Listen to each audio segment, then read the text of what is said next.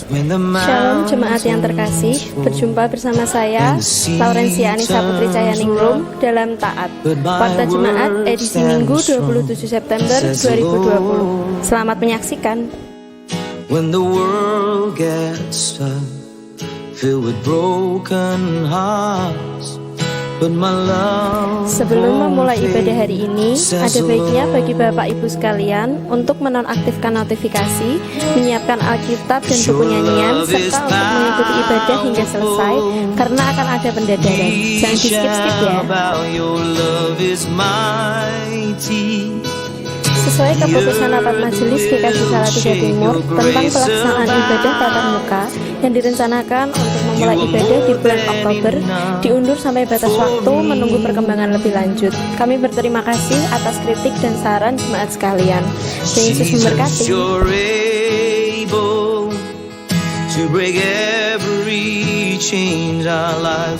Rapat Komisi Pengembangan Ekonomi Jemaat bulan September ditiadakan karena kondisi pandemik di Salatiga belum membaik. Bagi anggota yang ingin mengangsur atau meminjam dapat menghubungi Komisariat Wilayah atau Pepantan masing-masing pada hari Rabu 30 September 2020. Terima kasih.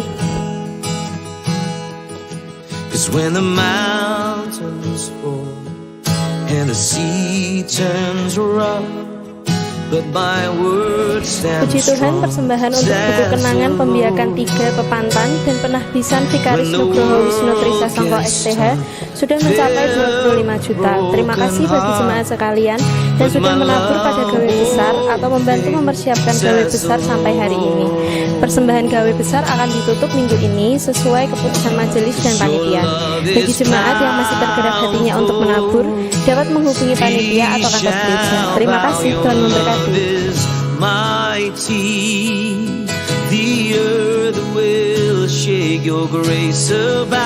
Program studi matematika Fakultas Sains dan Matematika UKSW membutuhkan 2 tenaga pengajar. Bagi Bapak Ibu ataupun saudara yang berminat dapat menghubungi kantor gereja sebelum tanggal 30 September pada jam kerja untuk informasi lebih lanjut. Terima kasih.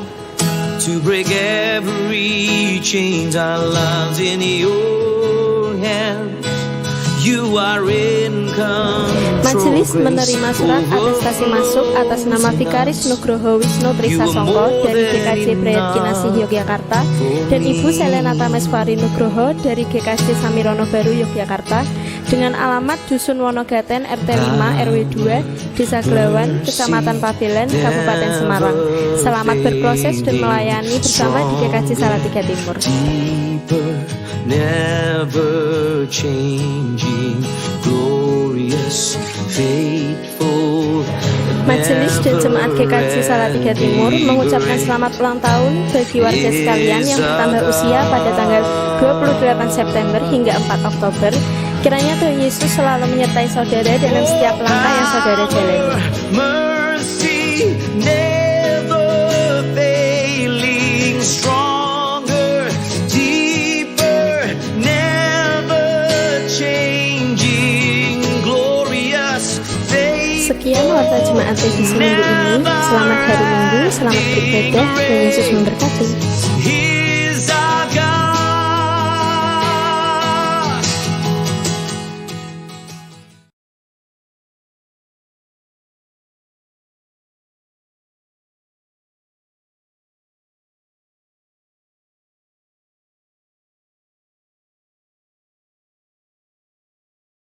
Ibadah Minggu 26 GKJ Salatiga Timur, ibadah sebagai tanda kesetiaan, Minggu Legi 27 September 2020. Marilah Bapak Ibu Saudara kita bersaat hening sejenak. Saat hening dimulai.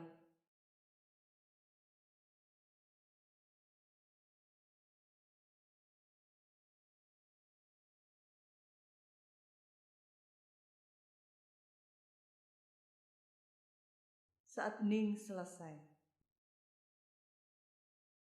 Di hadapan nenek moyang mereka dilakukannya keajaiban-keajaiban di tanah Mesir, di padang Zoan. Dibelahnya laut, diseberangkannya mereka. Didirikannya air sebagai bendungan. Dituntunnya mereka dengan awan pada waktu siang. Dan semalam suntuk dengan terang api. Dibelahnya gunung batu di padang gurun. Diberinya mereka minum banyak air seperti dari samudera. Dibuatnya aliran air keluar dari bukit batu. Dan dibuatnya air turun seperti sungai. Bapak Ibu diundang untuk bangkit berdiri. Kita akan bersama memulai ibadah ini dengan memuji dari Kidung Jemaat 5, bait yang pertama. Tuhan Allah namamu.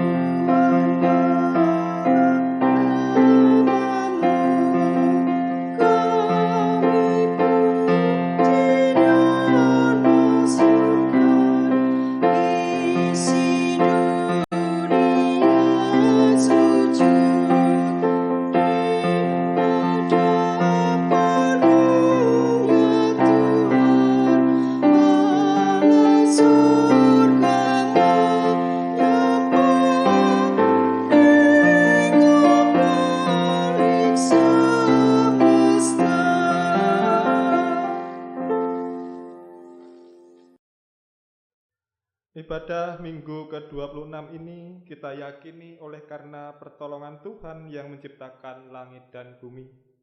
Kasih karunia dan damai sejahtera dari Allah Bapa kita dan Tuhan Yesus Kristus kiranya melingkupi kita semua. Amin.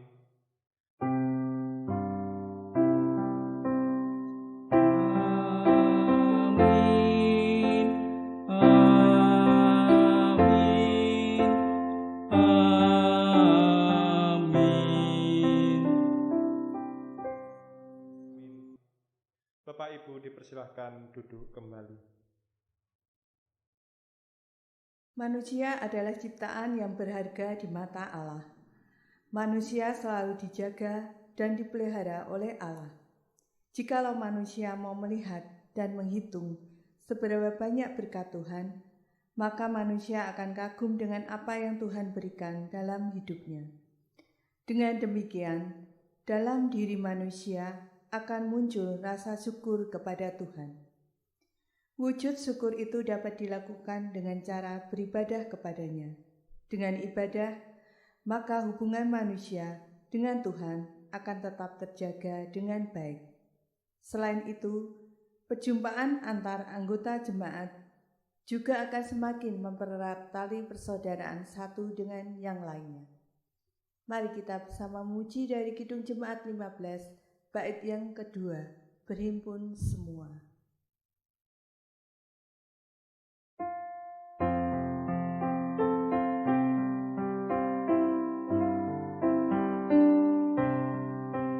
Hormati namanya serta kenangkan mujizat yang sudah dibuatnya. Hendaklah terus syukurmu kau nyatakan di jalan hidupmu seluruhnya.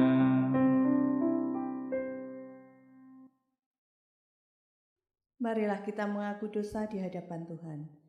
Matius 22 ayat yang ke-37 sampai dengan 40. Jawab Yesus kepadanya, "Kasihilah Tuhan Allahmu dengan segenap hatimu dan dengan segenap jiwamu dan dengan segenap akal budimu. Itulah hukum yang terutama dan yang pertama. Dan hukum yang kedua yang sama dengan itu ialah, kasihilah samamu manusia seperti dirimu sendiri. Pada kedua hukum inilah tergantung seluruh hukum Taurat dan kitab para nabi." Kita menyanyikan Kidung Jemaat 27 bait yang kedua, meski tak layak diriku.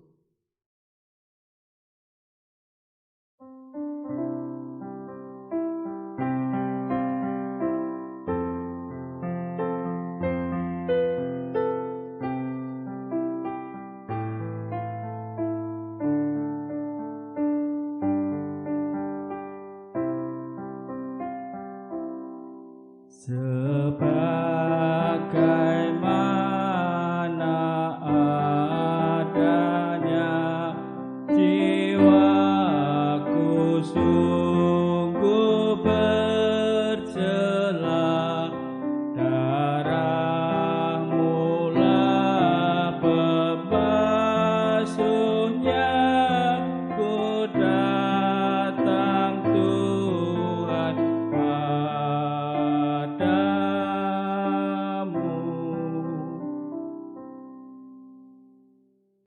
Bapak, Ibu, Saudara dimohon untuk bangkit berdiri. Kita akan bersama-sama menerima berita anugerah dan petunjuk hidup baru yang diambil dari Filipi 2 ayatnya 12 sampai dengan 13 yang demikian. Hai saudara-saudaraku yang kekasih, kamu senantiasa taat, karena itu tetaplah kerjakan keselamatanmu dengan takut dan gentar. Bukan saja seperti waktu aku masih hadir, tetapi terlebih pula sekarang waktu aku tidak hadir. Karena Allah lah yang mengerjakan di dalam kamu, baik kemauan maupun pekerjaan menurut kerelaannya. Inilah berita anugerah dan petunjuk hidup baru dari Tuhan. Syukur kepada Allah. Mari kita bersama-sama menyanyikan Kidung Jemaat 450 bait yang pertama, Hidup Kita yang Benar.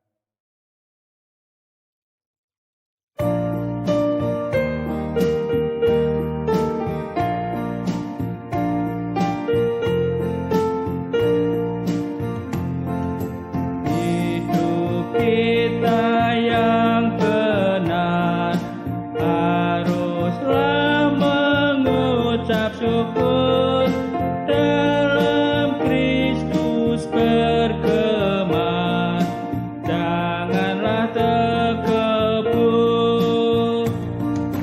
Dalam susah pun senang, dalam segala hal aku bermazmur dan ucap syukur, itu kehendaknya.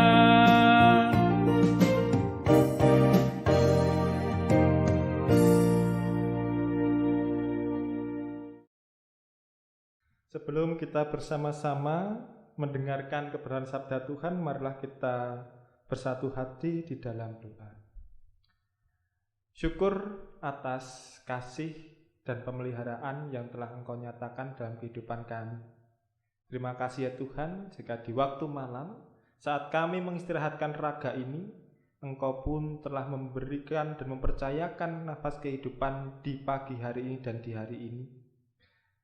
Oleh karena itu ya Tuhan, Engkau sendiri pula yang mengizinkan kami untuk datang kepadamu di dalam ibadah minggu kami ini.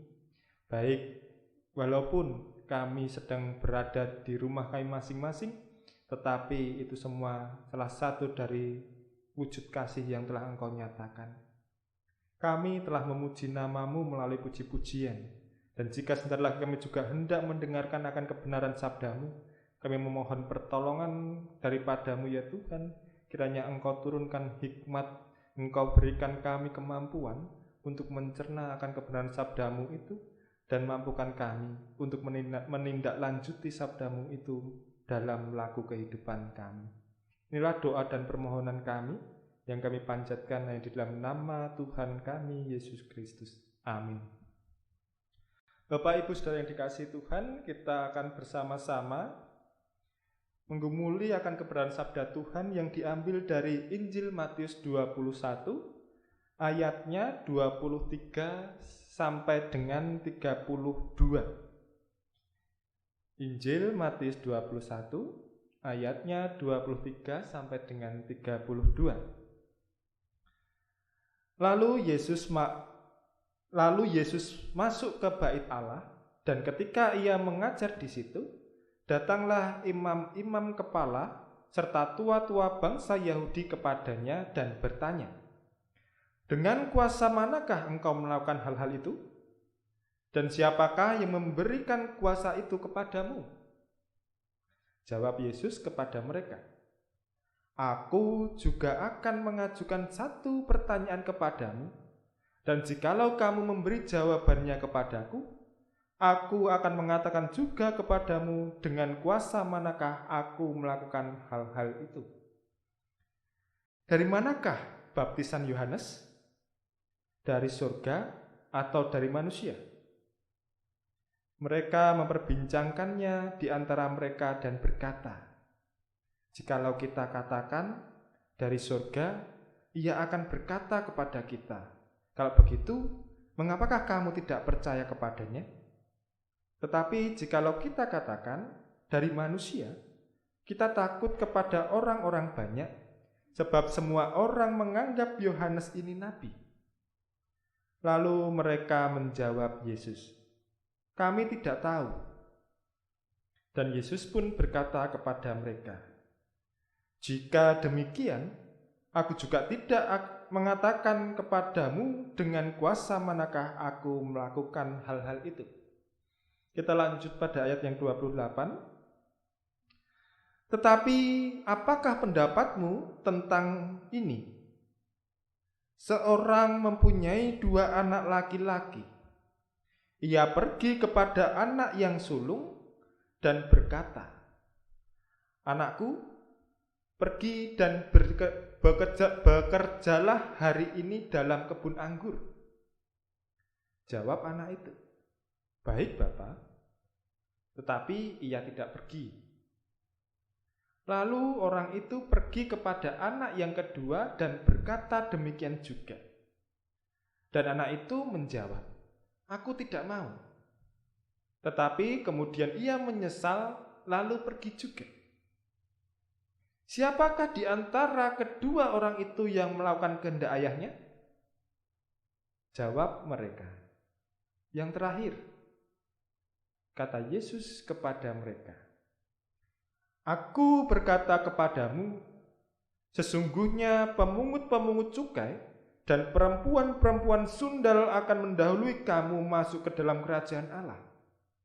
Sebab Yohanes datang untuk menunjukkan jalan kebenaran kepadamu, dan kamu tidak percaya kepadanya.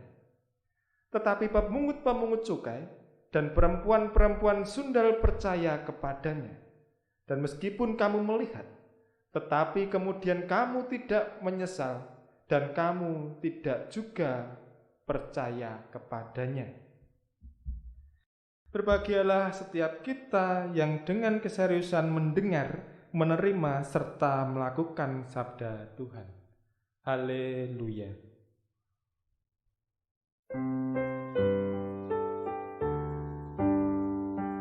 Haleluya, haleluya, haleluya.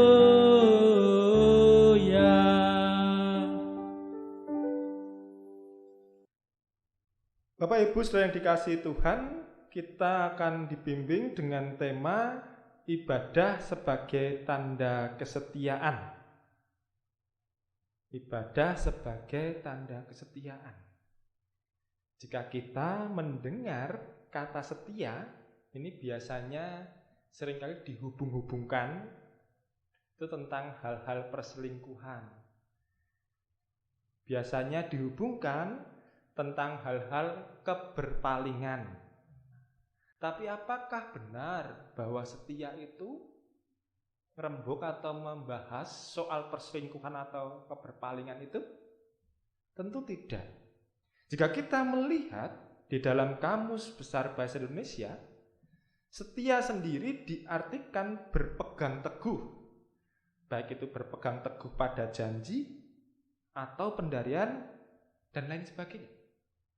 Kemudian patuh, taat. Jadi dapat dikatakan bahwa saat kita berbicara tentang setia, maka itu berbicara juga tentang prinsip, berbicara tentang kepatuhan dan taat. Nah, untuk menjadi pribadi yang setia memang bukanlah hal yang sepele. Siapa di antara kita yang mengatakan setia itu mudah sekali? Tentu tidak. Tidak ada yang namanya orang itu setia tanpa ada tantangan, tanpa ada godaan. Karena dapat dikatakan bahwa setia namun tidak melewati godaan itu seperti tidak ada artinya. Bagaimana mungkin kita bisa mengatakan orang itu setia, padahal orang itu tidak pernah melewati godaan atau tantangan sedikit pun dalam kehidupannya untuk menunjukkan bahwa dirinya itu pribadi yang setia. Sehingga saat kita melihat atau kita akan mengukur orang itu setia atau tidak, maka kita harus melihat bagaimana perjuangan, bagaimana komitmen seseorang itu melewati godaan atau tantangan dalam kehidupannya. Dia berani memegang teguh prinsip-prinsip yang ada di dalam dirinya. Dia berani memegang teguh tentang janji-janji yang pernah dia ucapkan. Dia berani menjadi pribadi yang patuh, menjadi pribadi yang taat. Tidak ada perubahan dalam kehidupannya, walaupun ada tantangan, godaan yang menghadang di dalam kehidupannya itu. Nah, berbicara soal janji, itu kerap kali kita mengungkapkan janji, mengutarakan janji. Kalau orang nikah, janjinya banyak sekali. Ayo, ini juga harus diperhatikan. Jangan-jangan janji itu hanya pas menikah tok. Tapi giliran kita hidup dalam rumah tangga, kita lupa akan janji kita. Saat kita sudah melupakan janji itu, kita bukanlah pribadi yang setia lagi. Demikian pula, bagaimana saat kemudian ada orang tua yang membaptiskan anaknya, biasanya juga ditanya dan dijawab, ya dengan segenap hati.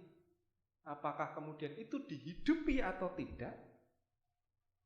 Karena janjinya biasanya adalah ingin mendidik anaknya sesuai dengan kehendak Allah, sesuai dengan sabda-sabda Tuhan, dan menghantarkan anaknya untuk berani mengakui imannya saat dewasa. Hal-hal semacam inilah yang pasti akan kita lewati, tantangan-tantangan demi tantangan untuk menepati janji itu, untuk menunjukkan kepatuhan kita. Apakah kita berani, apakah kita benar-benar mampu untuk melewati setiap tantangan dalam kehidupan ini. Berbicara mengenai hal itu, mengenai kesetiaan itu, mari kita bersama-sama melihat di dalam perikop bacaan kita ini. Secara sekilas kita tidak melihat di mana letak kesetiaannya itu. Tidak, kita sekilas tidak melihat. Namun jika kita perhatikan bahwa di dalam perikop dimulai dari ayat 28 sampai dengan ke-32 itu berbicara tentang perumpamaan dua orang anak. Dua orang anak yang dimintai kepada bapaknya pergi ke kebun anggur. Ada dua respon yang berbeda. Yang pertama, anak yang pertama mengatakan, iya Bapak, baik Bapak, tetapi tidak jalan atau tidak pergi. Ini gambaran para imam atau tua-tua pada saat itu. Mereka mengatakan bahwa perintah Allah itu benar, perintah Allah itu harus dilakukan. Tetapi dalam kehidupannya tidak nyata. Ya seperti mungkin kita juga pernah mengatakan ya, tapi juga tidak melakukan apapun. Ya contohnya, saat kita mendapatkan curhatan dari orang-orang di sekitar kita, wah saya itu terbeban berat seperti ini. Tidak jarang kita kemudian kita menjawab, nanti akan saya dukung dari doa. Pertanyaannya, setelah itu didukung doa atau tidak? Kebanyakan mungkin tidak gitu. Kemudian saat karena kita malu, karena kita rikuh gitu, karena kita sungkan, kita seringkali saat ada orang yang meminta pertolongan kita menjawab ya. Tapi belum tentu kita mengiyakan itu, belum tentu kita melakukan itu. Contohnya saat ada orang yang ketemu di tengah jalan, teman kita gitu, ayo mampir ke rumah, ya. Tapi kita seringkali kan cuma ya tok. Kita nggak mampir ke rumahnya, malah justru arahnya pulang. Nah, hal itulah yang dilakukan oleh para imam, oleh para tua-tua pada saat itu, yang membenarkan, mengiyakan akan perintah-perintah Tuhan, namun tidak pernah melakukannya atau tidak mau melakukannya. Kalau orang Jawa itu biasanya bilangnya nggih neng ora kepanggih. Cuman berani bilang ya, tapi tidak ada nyatanya. Jadi kalau ada istilah juga bahwa kokaian gluduk tanpa udan. Jadi cuman gluduknya bantet, tapi nggak ada udan, nggak ada hujannya. Kemudian respon yang kedua, yaitu anak yang nomor 2 ini, dia menjawab, saya tidak mau saat disuruh bapaknya. Namun oleh karena menyesali, kemudian anak ini berangkat juga, pergi juga. Pertanyaannya, apa yang menjadi kemungkinan-kemungkinan sehingga anak nomor 2 tadi yang menolak perintah bapaknya dan membuat dirinya menyesal? Jika kita mencoba menengok diri kita sebagai seorang anak, tentu setiap kita pernah menjadi seorang anak. Tidak mungkin kita lahir di dunia ini tiba-tiba jadi orang tua, tidak mungkin. Jika kita menilik hidup kita dan memposisikan diri kita sebagai seorang anak, sebenarnya hampir semua di antara kita pernah menolak perintah dari orang tua kita. Pernah membuat luka hati setiap orang tua kita. Namun apakah yang kemudian mengubah kita, kemudian membuat kita menyesal dan berbalik arah mengiyakan apa yang menjadi perintah orang tua kita? Ya mungkin faktor-faktor seperti kita teringat bagaimana orang tua kita merawat, bagaimana perjuangan orang tua kita, bagaimana orang tua kita rela untuk membuat dirinya menderita demi kebahagiaan kita. Sehingga saat kemudian kita sadar akan hal itu, dan kita juga pernah menolak akan permintaannya, tentu itu akan membuat diri kita menyesal dan kita ingin memperbaikinya. Ini pula yang kemungkinan dirasakan oleh anak nomor 2 tadi.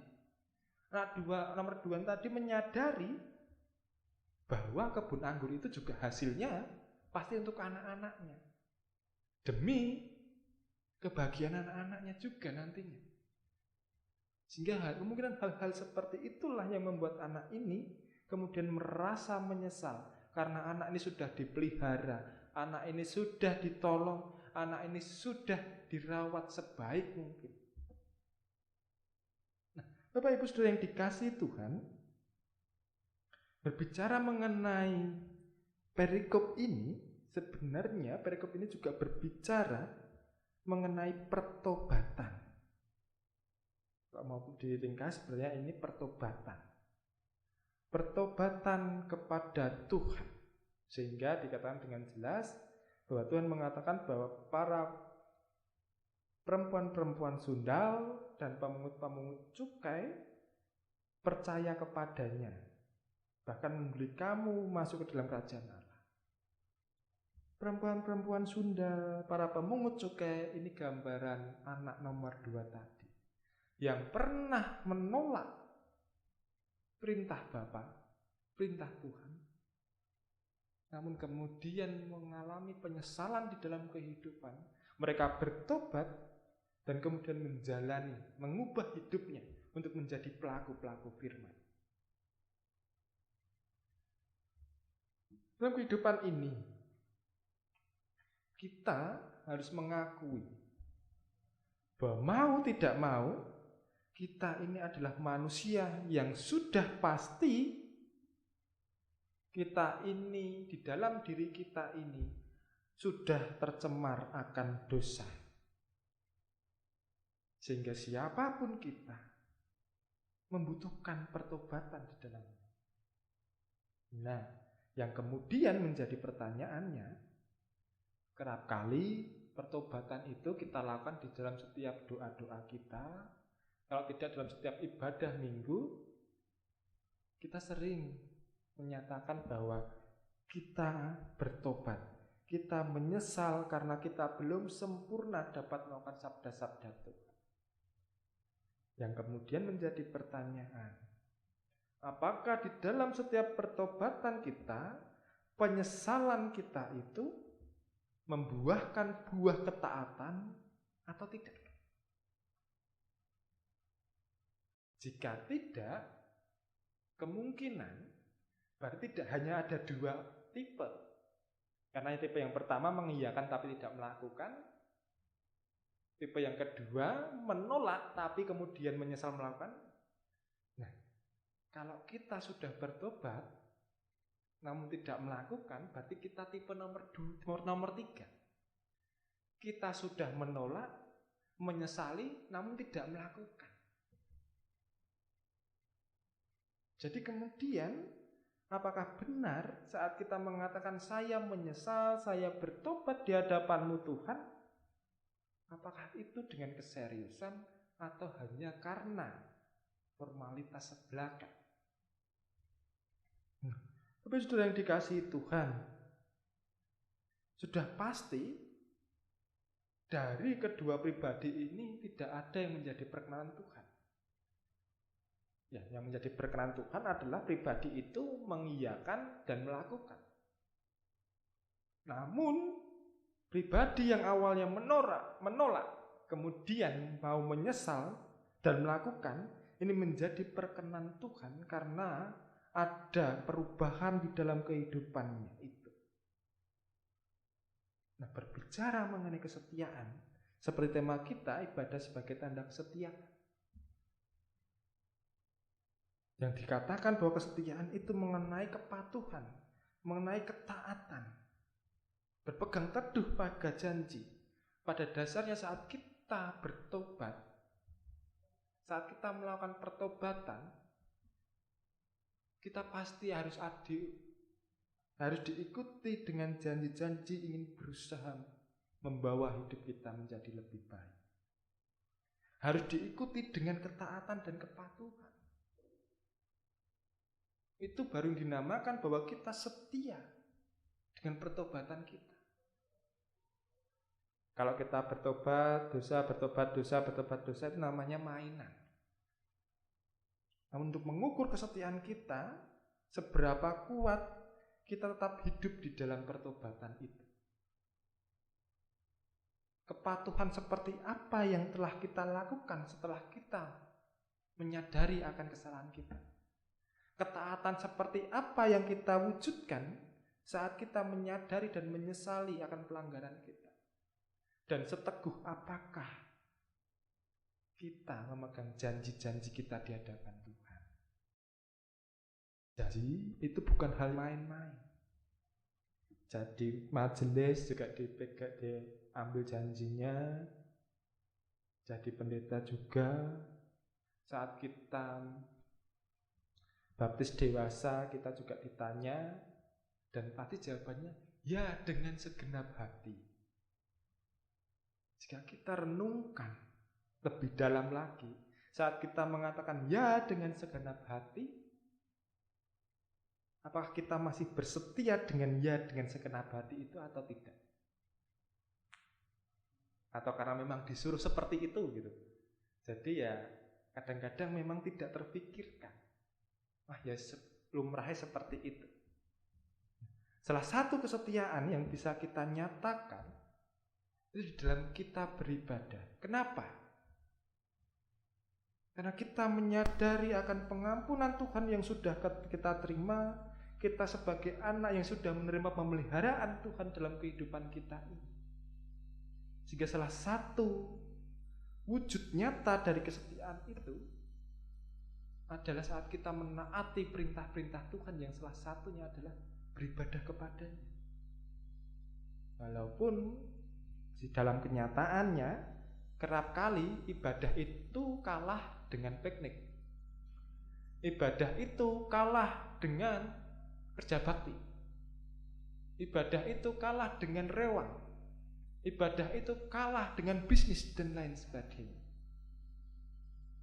Dan melalui sabda Tuhan ini, marilah terlebih dahulu kita menjadi pribadi seperti anak nomor 2 tadi, yang menyadari akan kebaikan Tuhan yang sudah kita terima, sehingga kita menyesal jika kita menolak akan setiap kebenaran sabda.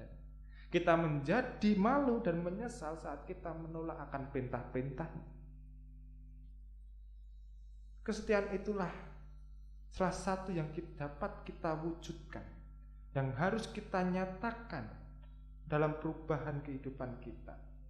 Karena di dalam ibadah ini tidak hanya sebatas kita mengintenskan hubungan kita dengan Tuhan, namun kita juga berbaur dengan sesama kita. Walaupun dalam kondisi saat ini sebagian besar kita belum dapat bersama-sama dengan orang-orang atau saudara-saudara seiman kita. Namun melalui ibadah kebersamaan ini, paling tidak keluarga itu menjadi lebih dekat, menjadi lebih akrab. Mungkin dulu ibadahnya mencar-mencar, tapi saat ini paling tidak melalui ibadah online, satu keluarga bisa bersatu, duduk bersama, menjalani ibadah bersama, mempererat, saling menguatkan satu dengan yang lain. Jarak yang mungkin dulunya sedikit jauh, melalui ibadah menjadi lebih didekatkan lagi. Jadi di dalam ibadah kita semakin mendekatkan iman kita, diri kita, semakin berkuat iman kita kepada Tuhan dan kepada sesama kita. Tuhan Yesus memberkati, Tuhan Yesus memampukan kita. Haleluya, amin. Saat teduh bagi kita.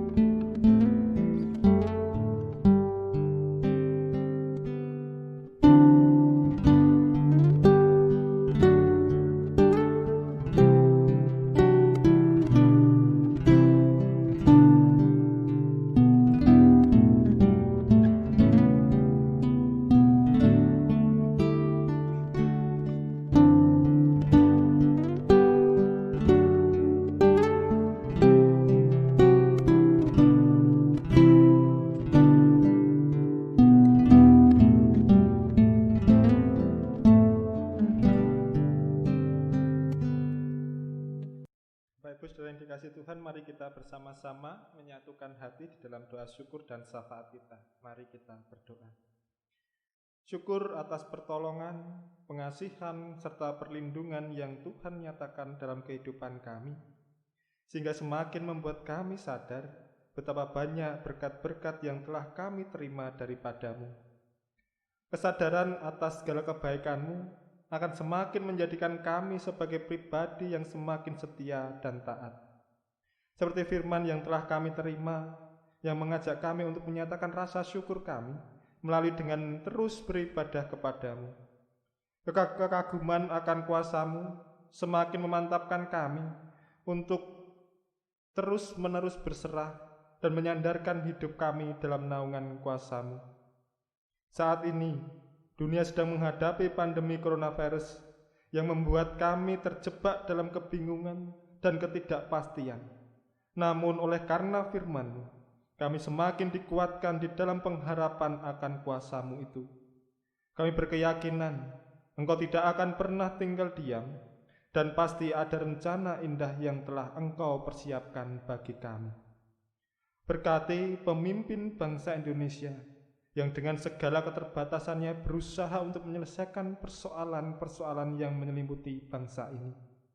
Kiranya Tuhan semakin membekali dengan hikmat, kebijaksanaan, serta kemampuan untuk bertindak sesuai dengan kehendak-Mu itu. Demikian pula bagi saudara-saudara kami yang terdampak oleh karena pandemi ini, baik dalam aspek ekonomi, pendidikan, keluarga, kesehatan, sosial. Kiranya Tuhan mampukan kami untuk dapat bertahan dan menyerahkan dalam tangan pemeliharaan-Mu saja.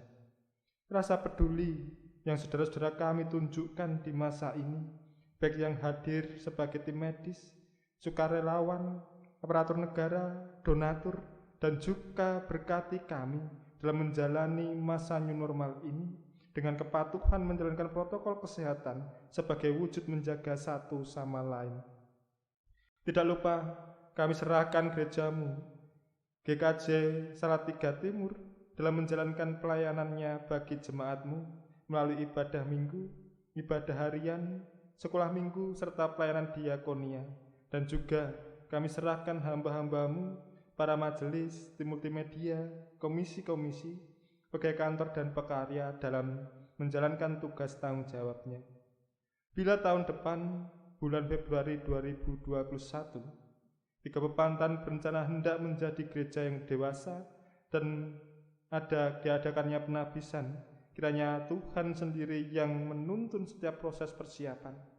Untuk jemaatmu, terkhusus di Pepantan Gombang Setro, Tuhan sendiri yang memberi kekuatan dalam menghadapi pergumulan persoalan rumah ibadah. Mampukan kami untuk dapat mencari jalan keluar yang terbaik. Pada akhirnya, kami serahkan hidup dan kehidupan kami ini hanya ke dalam tangan pengasihan-Mu saja. Terselip dosa di dalam kami memanjatkan doa, kiranya Tuhan berkenan mengampuni. Berlandaskan nama Putra-Mu yang tunggal Tuhan kami Yesus Kristus, doa ucap syukur dan syafaat ini kami panjatkan. Amin.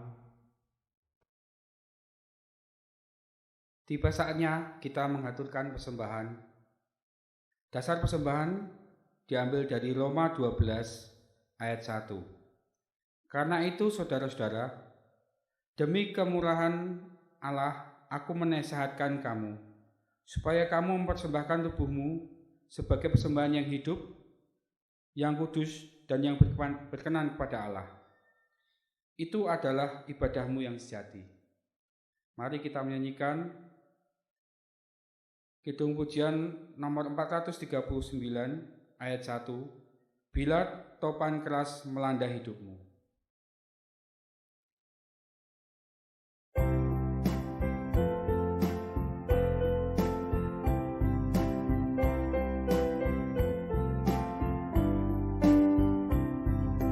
Bila topan keras melanda hidupmu, bila putus asa dan letih lesu, berkat Tuhan satu-satu hitunglah, kau niscaya kagum oleh kasih-Nya. Berkat Tuhan mari hitunglah, kau kan kagum oleh kasih-Nya. Berkat Tuhan mari hitunglah, kau niscaya kagum oleh kasih-Nya.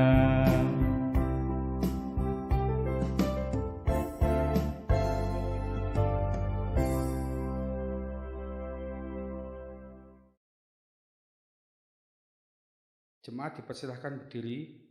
Mari kita hantarkan persembahan dengan dilantarkan doa.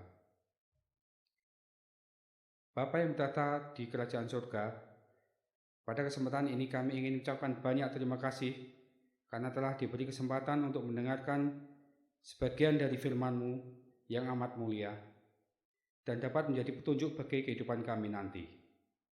Semoga apa yang kami dengarkan kali ini dapat menjadi manfaat pembuat keputusan untuk melakukan tindakan. Semoga kami masih dapat mendengarkan firman-Mu yang lain di kemudian hari pada acara ibadah lain. Berkatilah para pelayan-pelayan-Mu, pengkhotbah, kolektor, serta para jemaat gereja yang menyembah keagungan nama-Mu. Tuhan, izinkan mereka melakukan hal yang sama di minggu depan. Hanya kepadamu kami berdoa. Haleluya. Amin.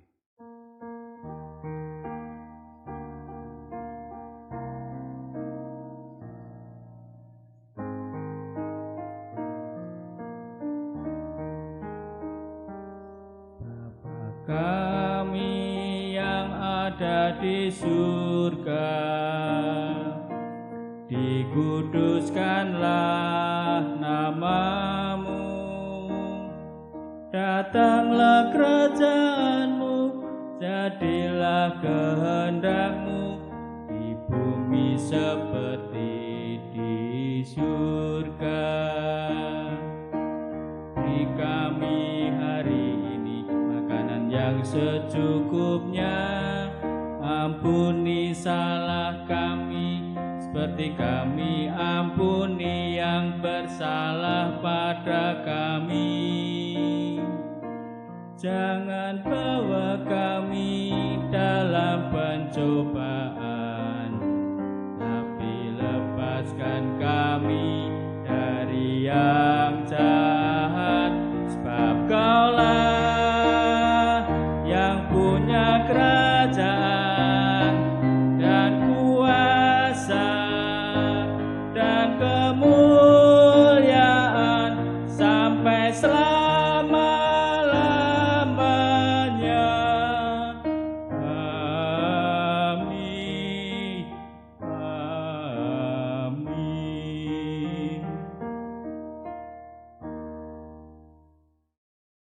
bersama umat Tuhan di sepanjang abad dan tempat, marilah kita bersama-sama mengungkapkan pengakuan Imam Rasuli. Aku percaya kepada Allah Bapa yang Maha Kuasa, Khalik langit dan bumi, dan kepada Yesus Kristus, anaknya yang tunggal, Tuhan kita, yang dikandung daripada Roh Kudus, lahir dari anak darah Maryam, yang menderita di bawah pemerintahan Pontius Pilatus, disalibkan, mati dan dikuburkan, turun ke dalam kerajaan maut. Pada hari yang ketiga, bangkit pula dari antara orang mati, naik ke surga, duduk di sebelah kanan Allah, Bapa yang Maha Kuasa, dan akan datang dari sana untuk menghakimi orang yang hidup dan yang mati. Aku percaya kepada Roh Kudus, gereja yang kudus dan am, persekutuan orang kudus, pengampunan dosa, kebangkitan daging, dan hidup yang kekal. Bapak Ibu Saudara yang dikasihi Tuhan, mari kita bersama-sama menerima berkat Tuhan. Tuhan memberkati kita dan melindungi kita. Tuhan menyinari kita dengan wajah-Nya dan memberi kita kasih karunia. Tuhan menghadapkan wajah-Nya kepada kita dan memberi kita damai sejahtera dari awal mula sampai selama-lamanya. Amin. Kita akan bersama-sama mengakhiri ibadah ini dengan menyanyikan Kidung Jemaat 413 bait yang pertama, Tuhan pimpin anak-Mu.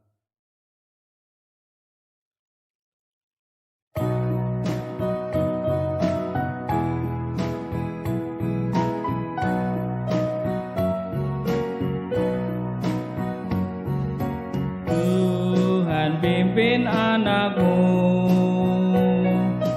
agar tidak tersesat, akan jauhlah seteru bila kau tetap dekat. Tuhan pimpin arus hidup menderat, agar jangan kau sesat, pegang tanganku erat.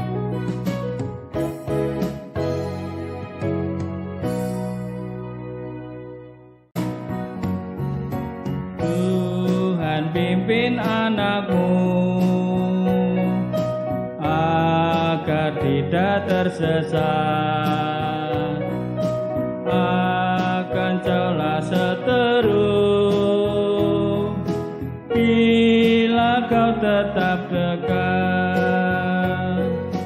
Tuhan pimpin arus hidup menderat, agar jangan kau sesat, pegang tanganku erat.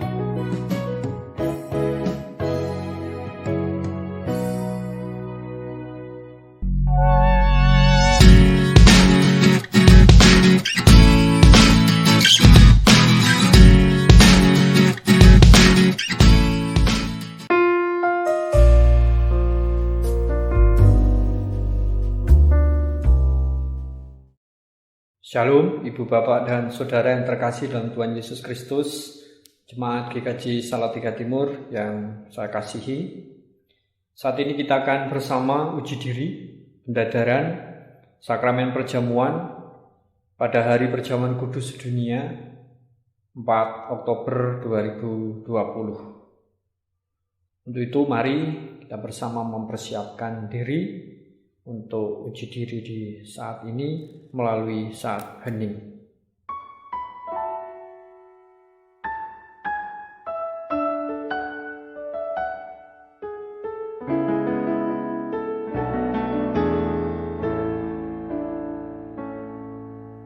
Siapakah aku di hadapan-Mu Tuhan, Kau curahkan cinta-Mu. Apakah artiku bagimu, cinta-Mu selalu. Pantaskah ku menyambut tubuh dalam banyak dosaku,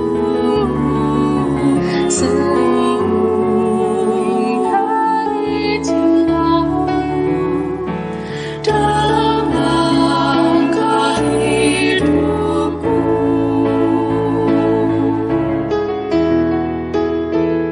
Ampunilah aku, ampuni kelemahanku, ampuni dosaku dan ibamu.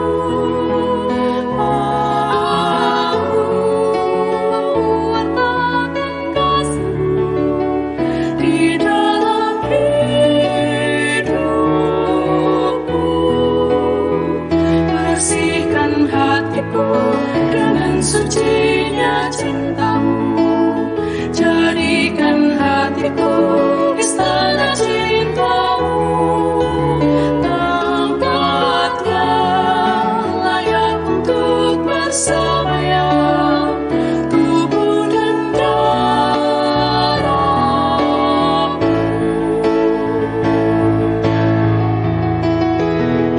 Ampunilah aku, ampuni kelemahanku, ampuni dosaku dan ibamu. Aku wartakan kasih-Mu di dalam hidupku. Bersihkan hatiku dengan sucinya cinta-Mu.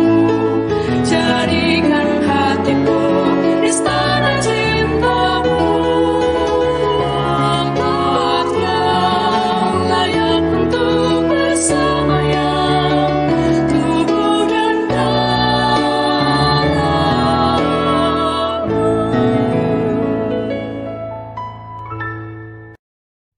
Saat ini selesai. Sebelumnya mari kita menyanyikan kidung pasaman Kristen 1 Sang Doso Pitu Podo ingkang kalih Kembul Bujono Suci.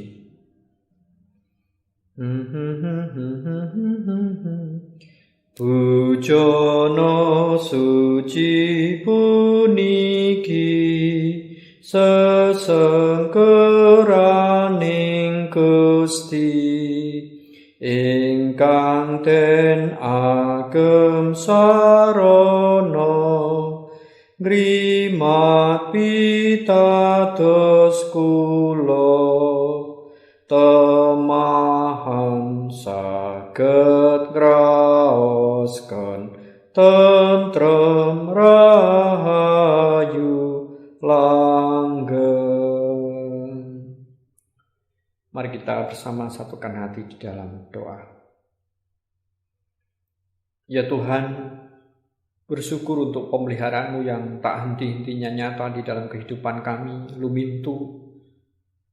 Sungguh meneguhkan iman dan harapan kami yang hanya kepada-Mu. Saat ini kami hendak uji diri, mendadar diri kami, mempersiapkan diri, menerima pemeliharaan-Mu melalui sakramen perjamuan di tanggal 4 Oktober 2020 di Hari Perjamuan Kudus Sedunia. Engkau meneguhkan hati dan pikir kami sehingga sungguh-sungguh mempersiapkan diri dan kami layak menyanggupi undangan sakramen perjamuan-Mu itu. Di dalam nama Tuhan Yesus Kristus, Tuhan dan Juru Selamat kami, berdoa. Amin. Ibu, Bapak, dan Saudara yang terkasih dalam Tuhan Yesus Kristus, sebagai dasar untuk kita uji diri di saat ini, akan saya bacakan dari 1 Korintus pasal 11. 1 Korintus pasal yang ke-11, ayat 23 sampai 29, yang demikian. Sebab apa yang telah kuteruskan kepadamu, telah aku terima dari Tuhan, yaitu bahwa Tuhan Yesus pada malam waktu Ia diserahkan mengambil roti, dan sesudah itu Ia mengucap syukur atasnya, Ia memecah-mecahkannya dan berkata, "Inilah tubuhku yang diserahkan bagi kamu. Perbuatlah ini menjadi peringatan akan aku." Demikian juga ia mengambil cawan sesudah makan, lalu berkata, "Cawan ini adalah perjanjian baru yang dimeteraikan oleh darahku. Perbuatlah ini setiap kali kamu meminumnya menjadi peringatan akan aku. Sebab setiap kali kamu makan roti ini dan minum cawan ini, kamu memberitakan kematian Tuhan sampai Ia datang. Jadi barang siapa dengan cara yang tidak layak makan roti atau minum cawan Tuhan, ia berdosa terhadap tubuh dan darah Tuhan. Karena itu, hendaklah tiap-tiap orang menguji dirinya sendiri, dan baru sesudah itu ia makan roti dan minum dari cawan itu. Karena barang siapa makan dan minum tanpa mengakui tubuh Tuhan, ia mendatangkan hukuman atas dirinya."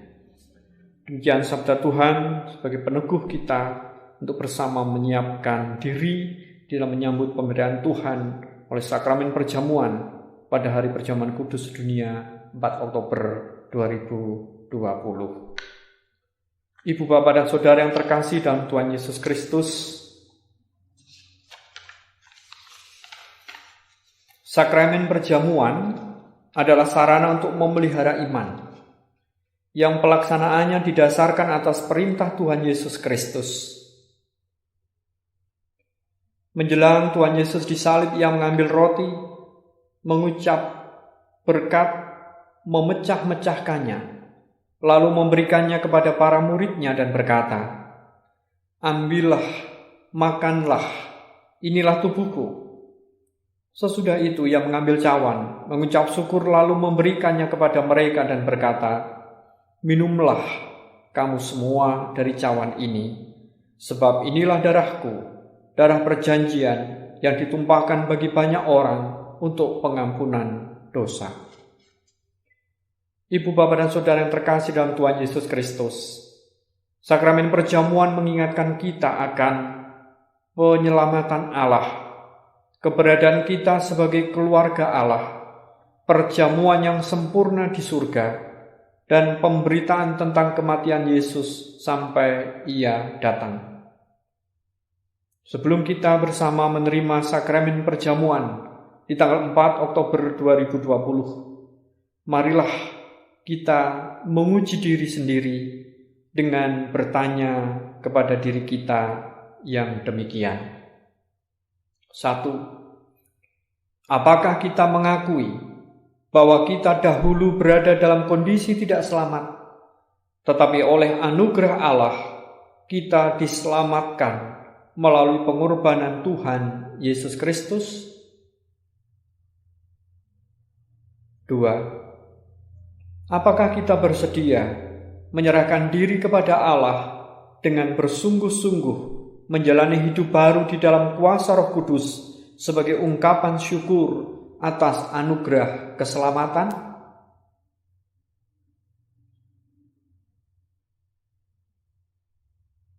Demikian Ibu, Bapak, dan Saudara yang terkasih dalam Tuhan Yesus Kristus, pertanyaan yang menuntun kita untuk uji diri, sehingga kita boleh menyatakan ya untuk menyanggupi undangan Tuhan di Hari Perjamuan Kudus Dunia tanggal 4 Oktober 2020 nanti.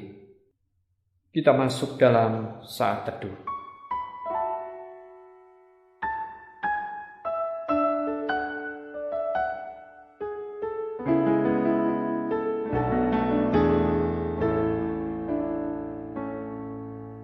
Siapakah aku di hadapan-Mu Tuhan? Kau curahkan cinta-Mu. Apakah artiku bagimu? Cinta-Mu setia selalu. Pantaskah ku menyambut tubuh darah-Mu karena banyak dosaku?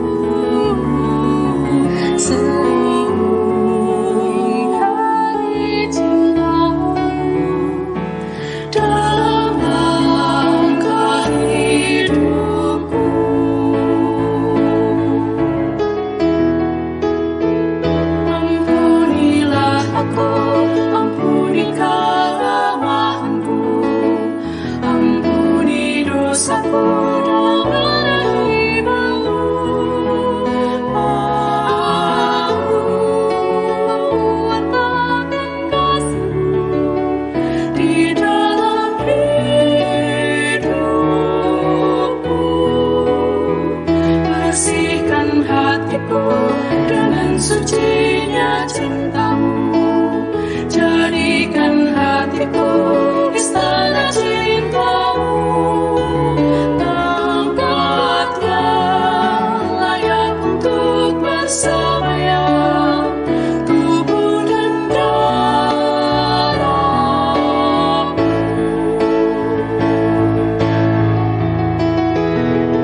Ampunilah aku, ampuni kelemahanku, ampuni dosaku dalam berimanku.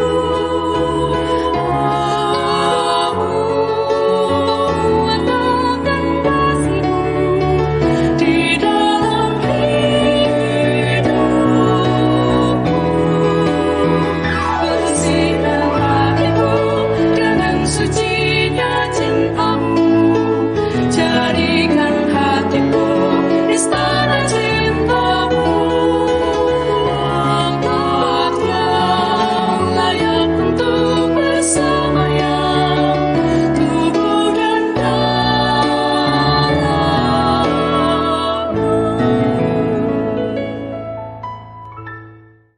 Kita teduh selesai, mari kita berdoa.